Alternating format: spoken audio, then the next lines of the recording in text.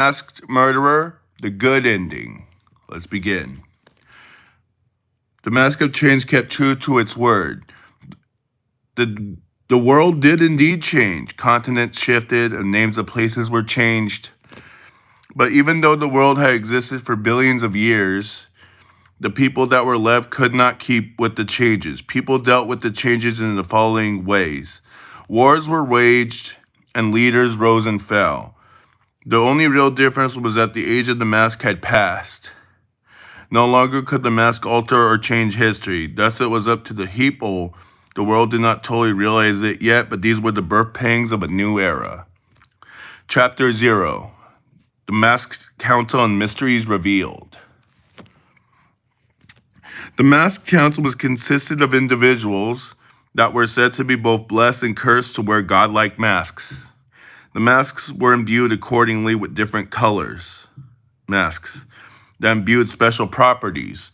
The purple colored mask was the mask of masks. The blue colored mask was the mask of order. The red colored mask was the mask of wrath. The green colored mask was the mask of time. The yellow colored mask was the mask of eternity. The orange colored mask was the mask of wisdom. The brown colored mask was the mask of strength. The white mask was a man-made mask of change, and the black mask was a man-made mask of domination. The two masks that were eventually destroyed was the man-made masks. Every time the earth changed, the Masked Council was usually behind it from Pangea to present time. The earth changed. The Masked Council, they're in spirit, but however, a council session was called in a place that was not touched by man or time before. Since the two man-made masks were destroyed, the council had to make a crucial decision: if to let the masks remain destroyed or to create new ones. They argued and bickered for minutes and hours, days on end. They had to weigh the good and the bad, coming to a decision, and this would be one of the hardest things the council had to decide. Chapter 1, Out with the Old, In with the New.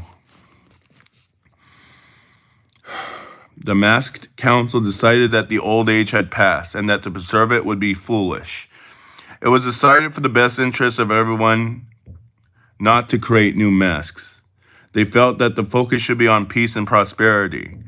And they also felt that man could be trusted enough that they would not need help that the mask could bring.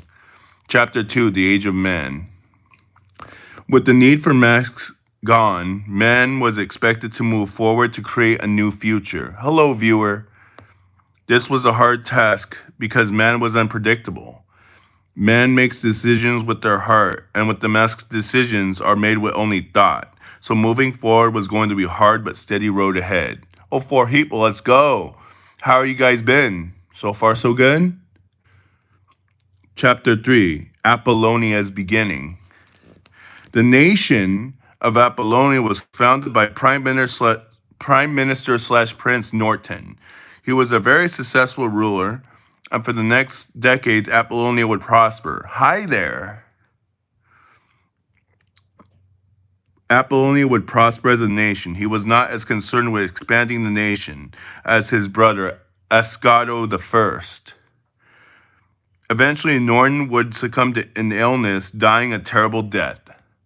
His brother would soon take control of the nation and proclaim himself king, making Apollonia into a kingdom. Chapter 4, The Kingdom of Apollonia. King, what are you talking about right now? So we're reading the Masked Murderer collection. We're reading the good ending to the collection. The bad ending will be read on the next stream. I had 2 endings for it. So, yeah. King Ascato I started to roughly expand his kingdom. Yeah, thank you. Cool. Thank you. I appreciate that. He started small but steady. First, he would conquer the kingdom of Gonia. He would plan with his great strategist. His name was Jasper. They decided that his great general Hiton would lead the assault of the city of Gigan. Was first to be conquered. King Giga III would try to defend this city. However, the Apollonians proved too difficult to defeat. The city had fallen to the Apollonians within 1 year. The kingdom of Gania would fall, and within 5 more years, the kingdom of Apollonia would unify the known land. There, peace began. Chapter 5, the end of a kingdom, start of an empire. Ascato I would eventually die, passing the crown on to his son Ascato II.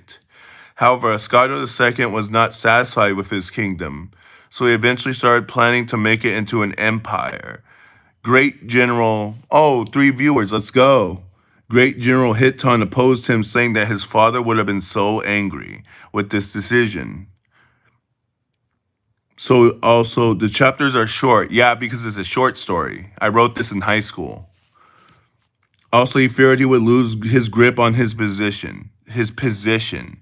This would mark the beginning of the empire's bloody start. Hitton, thank you. Hitton gathered those that were loyal to him, and the kingdom of rebellion had begun. A civil war had started. The Emperor Ascato II got word of this rebellion, and he gathered enough imperial troops to combat this threat to his empire. With both sides ready and willing to fight for what they believed in, the war for peace had begun. Chapter 6, A New Emperor and the Division of Apollonia. You wrote it even more cool. I'm going to buy a copy. I mean, I haven't published it, but you're welcome to buy one in the future, assuming it's a really good collection of short stories. Thank you. Ascato III ascended to the imperial throne. However, this was met with only trouble. Some claimed this was wrong. Others claimed this is tradition. Another civil war seemed imminent. After arguments and bickering, the people who decided Apollonia should be a republic did more than just fight, they acted. After a few months, the unity of Apollonia was no more. The southern part of Apollonia stayed an empire, while the northern part became a republic, but the troubles in the far future were just beginning. Chapter 7, The Rise of the Pope. The Apollonian Church grew in both north and south.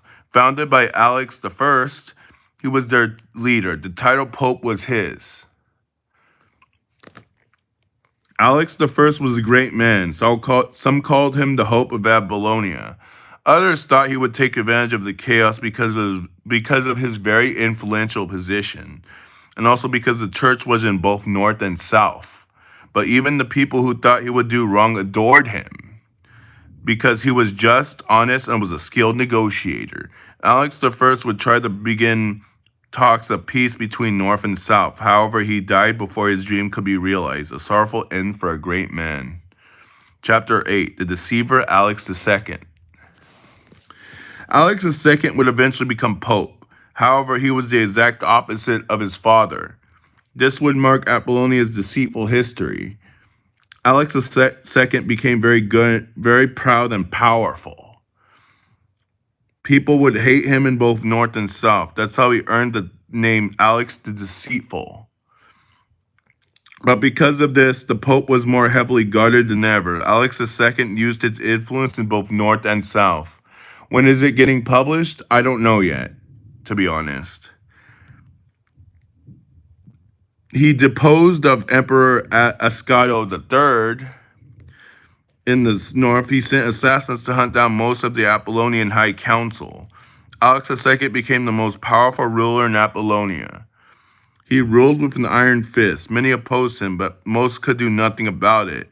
Few would stand up to these people, would be put down and killed as easy as hippies. And so began his evil rule. Who would stand up to him now? Chapter 9, The Decree Against Honesty and the Fight for Honesty. 5 years have passed since the rule of Alex the Deceitful. He eventually decreed that 2 honest men must die. This would be met with nothing but rebellion. The 2 men, Godwin and Harrison, the ones that were supposed to give up and die, did the exact opposite. They would eventually change history by co-founding the Knights of Honesty. The Knights would eventually kill and destroy Alex II's reign of terror. Chapter 10, Restoration in North and South and the Decline of the Apollonian Church. The Knights of Honesty restored the South by putting Escado IV on the imperial throne. They restored the North by adding and restoring the Apollonian High Council. The church, however, was in decline. Without a leader, it was only a matter of time before its power would diminish, and another big civil war between North and South was imminent. With the Apollonian Church almost gone, who would save the day now? Chapter 11, War, the Final Reckoning.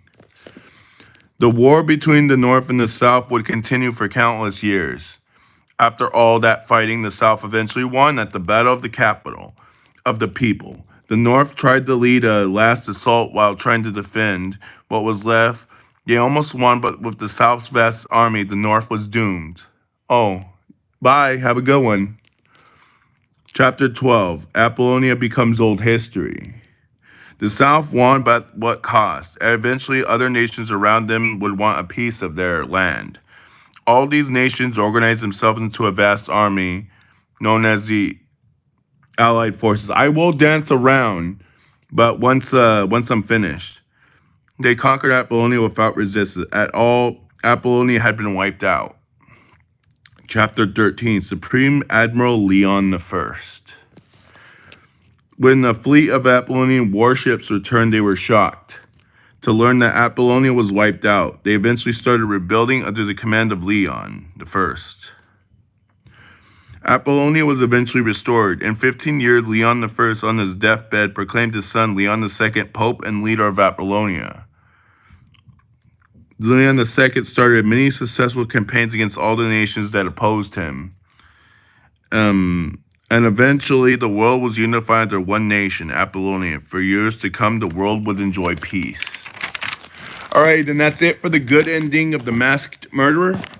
And I'm going to do my dance, and then I'm going to leave.